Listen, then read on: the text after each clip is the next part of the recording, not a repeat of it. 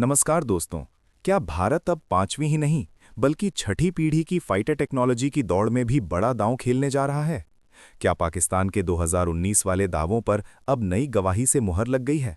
और क्या भारतीय वायुसेना जल्द ही 250 किलोमीटर रेंज वाली हाइपरसोनिक मिसाइल से लैस हो सकती है?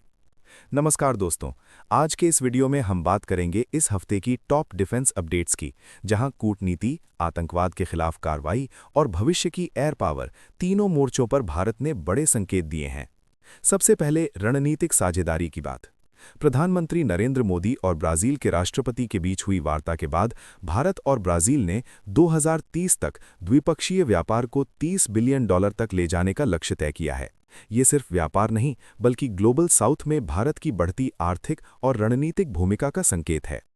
अब बात करते हैं आतंकवाद के खिलाफ भारत की निर्णायक कार्रवाई की, और इस बार कहानी है एक 36 दिनों तक चले बेहद सटीक और धैर्यपूर्ण ऑपरेशन की।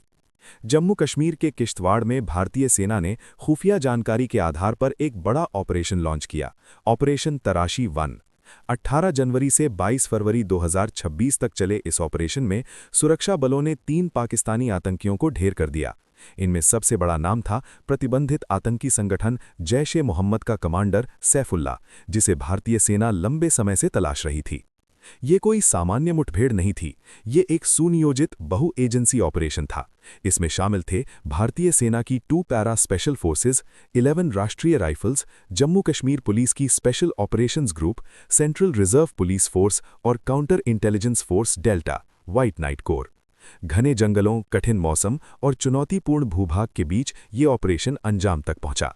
मुठभेड़ के बाद भारी मात्रा में हथियार और गोला बारूद का जखीरा भी बरामद किया गया, जो किसी बड़े हमले की साजिश की ओर इशारा करता है। नजर डालते हैं राजधानी दिल्ली पर। दिल्ली पुलिस स्पेशल सेल ने पाकिस्तान से जुड़े एक आतंकी मॉड्यूल का भंडाफोड़ करते हुए 8 ऑपरेटिव को गिरफ्तार किया है। चौंकाने वाली बात यह है कि इनमें से 7 बांग्लादेशी नागरिक हैं, जो अवैध रूप से भारत में घुसे थे और महत्वपूर्ण प्रतिष्ठानों की रेकी कर रहे थे। इन गिरफ्तारियों के बाद दिल्ली में सुरक्षा व्यवस्था और सख्त कर दी गई है। लाल किले और आसपास के इलाकों को रेड अलर्ट पर रखा गया है और मंदिरों समेत प्रमुख धार्मिक स्थलों की सुरक्षा बढ़ा दी गई है। दोस्तों, ये घटनाएं साफ संकेत देती हैं, आतंकी नेटवर्क अब भी सक्रिय हैं, लेकिन भारतीय सेना और सुरक्षा एजेंसियां भी पूरी तरह मुस्तैद हैं। हर साजिश का जवाब अब सिर्फ जवाब नहीं बल्कि निर्णायक कार्रवाई के रूप में दिया जा रहा है। अब 2019 की एयर डॉग फाइट से जुड़ा बड़ा खुलासा। पाकिस्तान आर्मी के एक एसएसजी बटालियन कमांडर ने एक पॉडकास्ट में दावा किया कि उसने 27 फरवरी 2019 को 3 पैराशूट गिरते हुए देखे थे।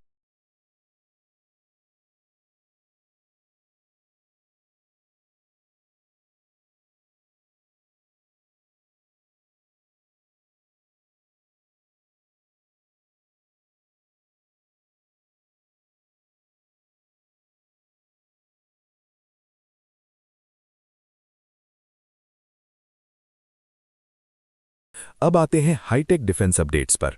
अमेरिकी कंपनी जनरल एटॉमिक्स ने भारत को MQ-9B का एक नया airborne early warning variant offer करने की बात कही है। ये वेरिएंट एडवांस रेडार के साथ लंबी दूरी तक लगातार निगरानी करने में सक्षम होगा। साथ ही defence research and development organisation यानी DRDO ने भारतीय वायुसेना के लिए air launched precision guided rocket पर काम शुरू कर दिया है। ये 4.8 मीटर लंबा नया वेरिएंट फाइटर जेट से लॉन्च किया जा सकेगा, जिससे ग्राउंड बेस्ड सिस्टम अब एयर पावर का हिस्सा बन जाएगा। ये आत्मनिर्भर भारत की दिशा में एक और मजबूत कदम है। इजरायल यात्रा से पहले रक्षा वार्ताएं भी तेज हो गई हैं। इंडियन एयरफोर्स एक इजरायली मूल की 250 किलोमीटर रेंज वाली beyond visual range hypersonic air to air missile का मूल्यांकन कर रही है।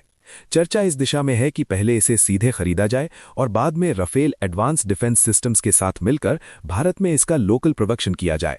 अगर ये डील आगे बढ़ती है तो भारत की लंबी दूरी की एयर कॉम्बैट क्षमता में बड़ा उछाल आ सकता है। इस बीच हिंदुस्तान एरोनॉटिक्स लिमिटेड ने स्पष्ट किया है कि तेजस विमान का कोई क्रैश नहीं हुआ है। हालिया घटना ग्राउंड पर हुई एक मामूली तकनीकी समस्या से जुड़ी थी। हालांकि कुछ मीडिया रिपोर्ट्स में ब्रेक फेल होने और रनवे से बाहर जाने की बात कही गई है।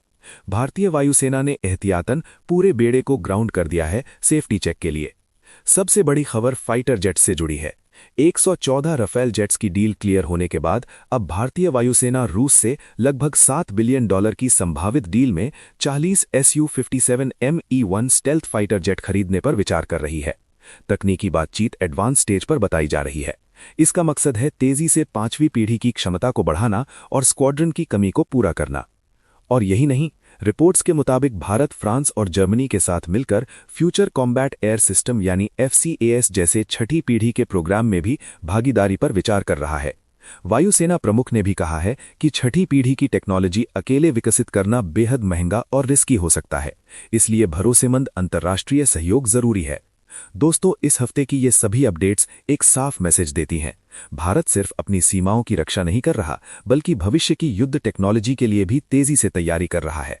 अगर आपको ये डिफेंस अपडेट पसंद आया हो तो वीडियो को लाइक करें, चैनल को सब्सक्राइब करें और बेल आइकन जरूर दबाएं ताकि द इंडियन नैरेटिव पर आपको मिलती रहें ऐसी ही सटीक और गहराई वाली विश्लेषणात्मक खबरें।